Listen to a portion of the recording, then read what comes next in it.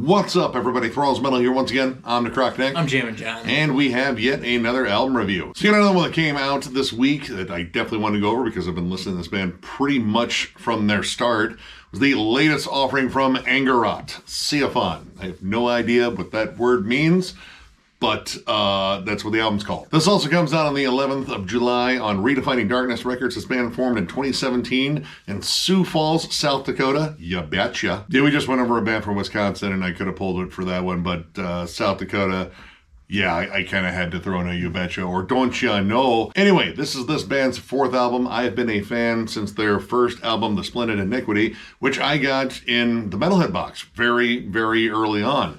Actually, it might have been like the first 3 Metalhead boxes I ever got. Really dug their sound overall. I reviewed the last one. Actually, I've really enjoyed the last 2 from this band. And in the last review, I called them the bloodbath of the Great Plains. And that is still pretty accurate. This band also shares members with Empty Throne and Suffer. Both bands are awesome as well. And this album in particular is a little bit different. Now, their drummer, Matt Johnson, left the band... I don't know. There was a big question mark on the archives, but he definitely isn't in the band anymore. So for the 7 tracks that are on this album, this band got 7 different drummers to play on each one of the tracks. And I thought that was pretty damn cool, especially when I saw the list of drummers on here. And I mean, we'll probably bring them up on the tracks, but I'm just going to go over the list because I mean, this is a hell of a list, and this is in the order of the tracks that appear. We have Kevin Parties of, Construct of Leth. I believe he's an aborted officially now, and formerly of Benighted. We have Derek One Take Roddy. Dude. Formerly of Hate Eternal, formerly of Malevolent Creation. I mean, the dude's a legend. Darius Brzezowski, maybe I got that right. Formerly of Vader.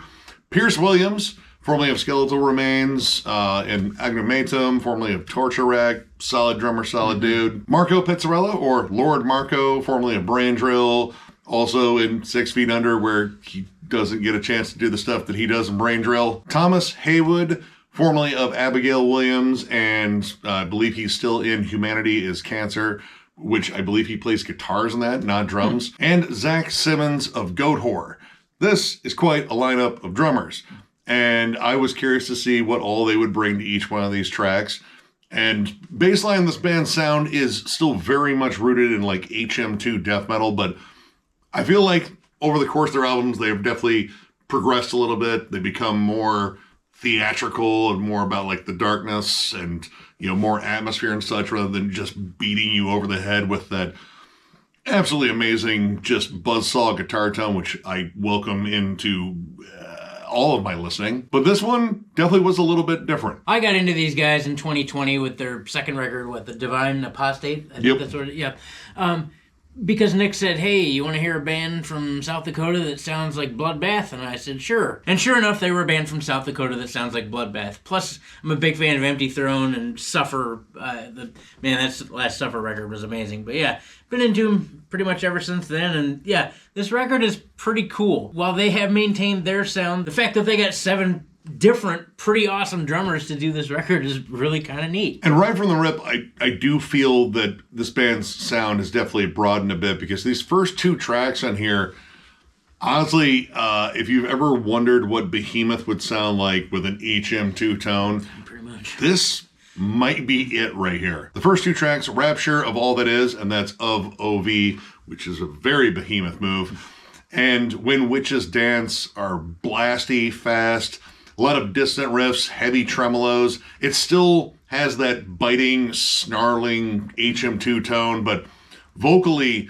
like right away, like you get this cool fade in with this like tapping lead, and then you have like this very Behemoth vocal delivery where it's being played backwards, but it's also layered. And across this whole album, you get that very like Nurgle delivery where it's like this bellowed roar, but it's overlapping at points and very layered.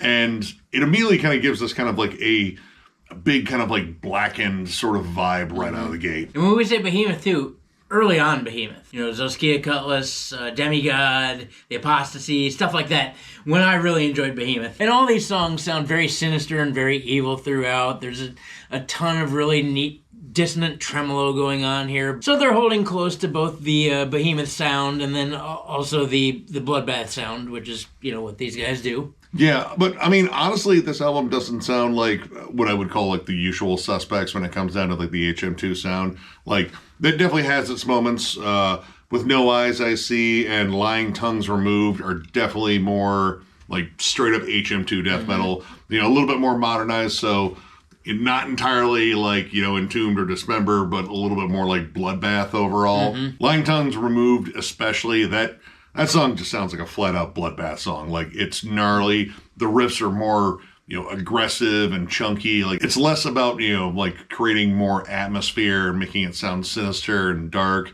It's creeping up on you. This thing is just charging at you, screaming with a sledgehammer, trying to like just turn your face into pulp. Another cool thing that we both found is it doesn't sound like the songs were written tailored for the drummers that are on them, because I kept thinking that was going to be a thing.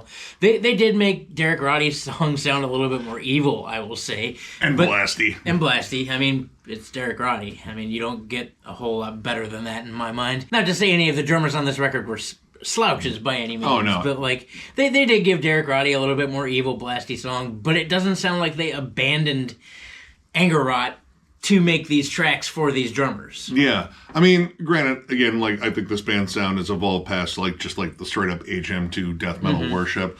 Like, there's definitely more, like, elements, again, of, like, blackened death metal now.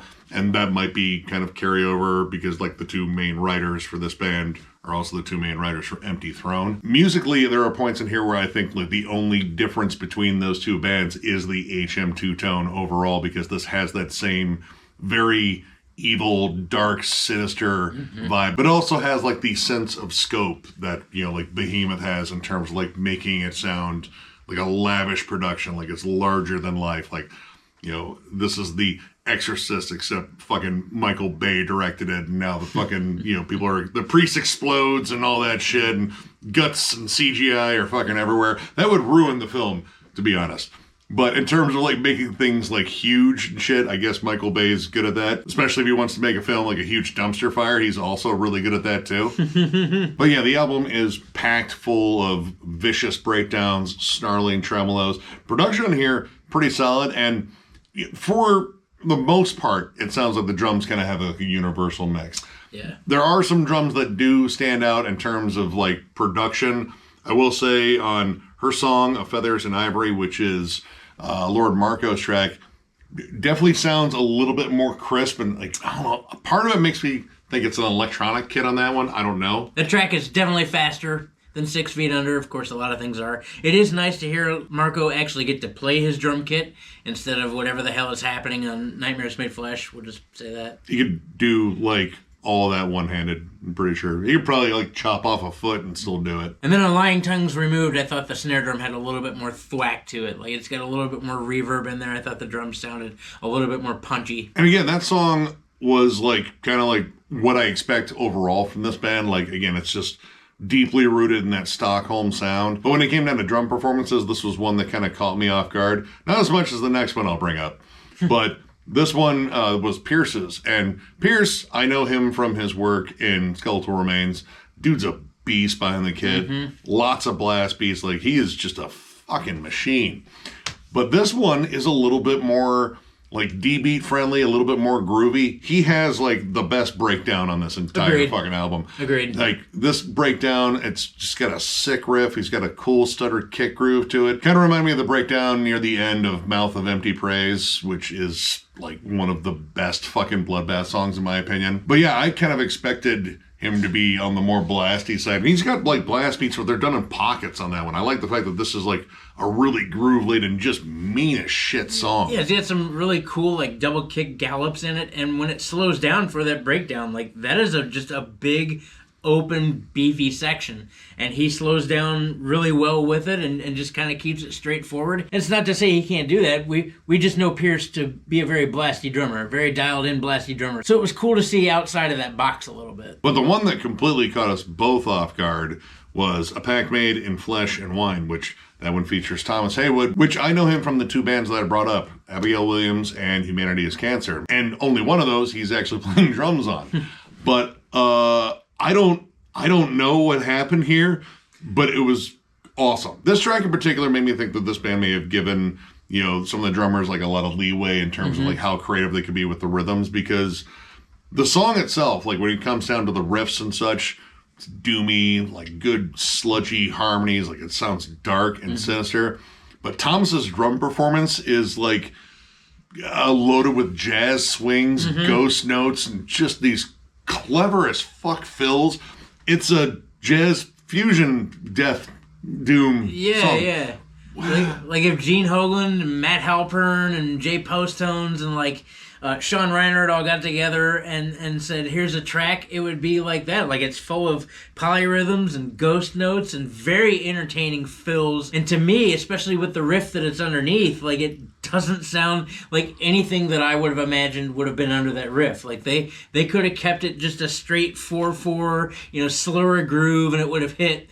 But I don't know, just a very fusion-y style thing. I was reminded more of bands like, Cynic and Exvius and stuff like that, as far as the drum beat was concerned. I didn't see that coming, and it was really cool. And what's really cool is you get the sense of contrast in that song, because there are sections where he kind of just breaks out of that jazz pattern and gets down to like a straight-up like double-time groove. Like, oh, okay, all right, that's what I expected there. But then like he'll just shift over to the jazzy stuff, and it just fucking works. Like it's one of the big standouts on here for me, and probably one of like the wildest drum performances I've heard on an HM2 death metal song. I'll even say that. In terms of any negatives on here, well, all right, this album is like just a scratch over 30 minutes. I think it's about like 33 minutes and change. And I will say at certain points, some of the songs do drag a little bit, and it's mostly in like the back half. With No Eyes I See, while I love the main riff on there, it's a little bit more groove-laden song. I do feel like there are parts that kind of like repeat too often, or they just, I really don't go anywhere. And it sucks because that one has like a little bit of a unique flair to it, where it has like some solid mellow death riffs on it. And her song, A Feathers and Ivory, that song, while it is probably one of the most brutal songs, like that's triplet Chug City on there. Like it's like suffocation levels of heavy, but again, like that HM2 bite to it kind of gives it a different vibe, but it feels like disjointed. Like some of the transitions feel kind of wonky. Yeah, the transition coming out of the breakdown, most specifically on that song, I thought didn't hit really well. Plus, that song itself is packed full of transitions. There's probably 13, 14 transitions in there, and there were times where I was just like, can we not? Can we be over maybe? Because that song feels like it drags, and it's not that long of a song. And there's part of me that would almost call this like an experimental album, like not just because of all the different drummers, but I feel like a lot of these songs, they kind of go a little bit off the HM2 reservation and do it pretty well. Like We Are the Serpents and the Saints, ferocious Morbid Angel riffs. Like there's like almost kind of a subtle nod there to Where the Slime Live, I feel. There is. 100% there is. I heard it, especially with the vocal change on there when they started doing the whispers. But there's part of this that doesn't feel like entirely uniform. Like it's not always the same band. And I feel like some of their other projects, like Family Suffer and Empty Throne, they've kind of, leaked into this one. Which, I mean, I kind of get it. Like, you've been playing with the same dudes for a while. You guys like a lot of the same stuff. And, some of that stuff can kind of bleed in, but it isn't as though they're like bad bands. So it isn't as though like, oh, yeah, our fucking, all polka ska fusion fucking project squeaked in there and it just kind of ruined everything. It's like, no, you have different awesome metal that kind of squeaked in one of your main metal projects, or at least the one that I got to know these guys with. An all polka ska band doing gospel covers. Oh my God. You're going to hear the fucking polka version of Black Number 1 that you've never wanted to hear. I mean, it could be because they have 7 different drummers. I would imagine that when they tracked this, they probably tracked it with a computer. And they probably had just a basic outline of what was going on, just pretty much like a tempo keeper while they wrote these songs. And then you get 7 different drummers who are uniformed in the sense that they all play death metal, but at the same time, like, it's gonna make everything sound a little bit different. And especially if they gave them free range to do whatever the hell they want to do. It's obvious with Thomas Haywood's performance that they let that man do whatever he wanted. It was crazy. And so I could see how that would probably make something that would sound uniformed if you had one drummer, doing the same shit. It would probably sound a little bit different, and it could be why it sounded a little bit wonky, because you had the input of 7 additional people that had nothing to do with anything except the tracks that they were on. So overall, I'm going to give this 3.5 stars, and that's a pretty solid 3.5 stars. This record was a lot of fun. I mean, for me being a drummer and knowing a lot of the names on here, I thought, well, that in itself is going to be pretty cool. But when we found out that, again, it wasn't necessarily tailored for the drummer that was on the track, and the drummer that was on the track just pretty much gave it little flares. Like, we didn't even talk about the cymbal work and Rapture of All That Is with Kevin Paradis. Like, that's really fucking cool. But I mean, like, beyond that, the songs are pretty solid. We have not fully abandoned the Stockholm Swedish sound here, but there are elements, like, I definitely heard Suffer creep in. It's in those big, nasty chugs, dude. Like, it sounds really good. I wouldn't say that there's a bad song on here. I would just say that not all the songs flow, I think, exactly how they wanted them to go. And again, that probably is, in fact, to the fact that you got 7 different people on all these tracks. It does sound a lot like old school Behemoth, at least in the vocals, and I mean, I loved old school Behemoth. The breakdowns are cool, once again, packed full of evil dissonant tremolos, which I love. A couple of rough transitions, but I'm not going to overly fault them for that. However, if you're into bands like Behemoth and Morbid Angel and Dismember and Bloodbath and Empty Throne and Suffer, you're probably really going to dig this. I'd recommend checking it out. I'm also at a 3.5 as well. Pretty solid one, honestly. I mean, maybe with more listens, it could turn into a 4, but I feel pretty good at the 3.5 right now.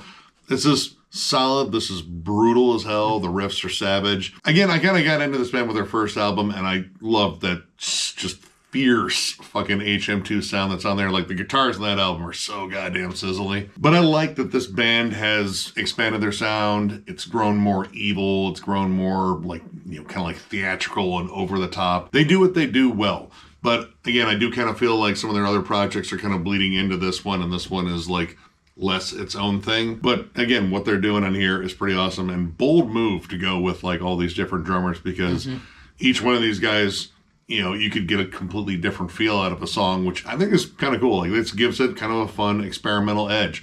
And I would say for the most part, it really worked. Like, again, there were some songs with like some rougher transitions that just, I don't know, they didn't feel like they got maybe the right guy to match up with it. But where it worked, in terms of like the more straightforward songs, they're biting, they're snarly. And again, a pact made in flesh and wine. That is the wildest drum performance I've heard on an HM2 death metal song. 100%. Ever. Like, that jazzy swing to it, honestly, it kind of makes the song. Like, if you did the 4/4 time thing on there, I don't think it really would have like stood out as much. That really made it like super dynamic. Vocally, I love, just how evil and dark this sounds. I do think they kind of do like the overlapping vocal thing a bit much.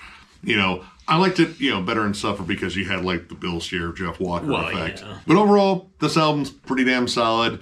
It doesn't quite feel as uniform as past releases, but it's still really damn good. Again, if you're a big fan of like first 2 tracks, definitely Behemoth. I hear a ton of fucking Behemoth there. Definitely some Bloodbath, some touches of Melodeath here and there. And, just flat out HM2 death metal. If any of that sounds good to you, definitely check this out. So, if you enjoyed this review, give it a thumbs up. And if you are new to the channel, subscribe, because we do stuff like this all the time. We also have memberships. They are only 99 cents in our Lone Perk is Doing Game members only live stream, which we fucking need to get down to because we haven't done it. Duh. But yeah, schedules have been kind of wonky. He's been working a ton of overtime. But we'll eventually get back to that when we find some time, of course. And yeah, memberships are the main way to support the channel now. And if you would like to join up and become a member of this collective of dumb that we are, not saying you guys are, but I feel like we can judge you a little bit because you have subscribed and followed this channel for a while or even a few minutes.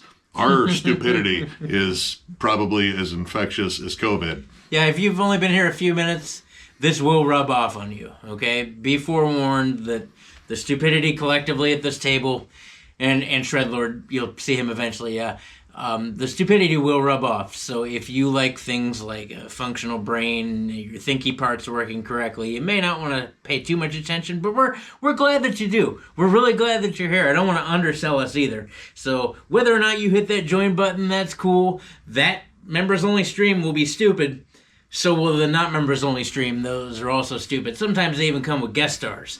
Beyond that, we have album rankings. We are filming the At the Gates ranking this week. It's finally happening, thank God.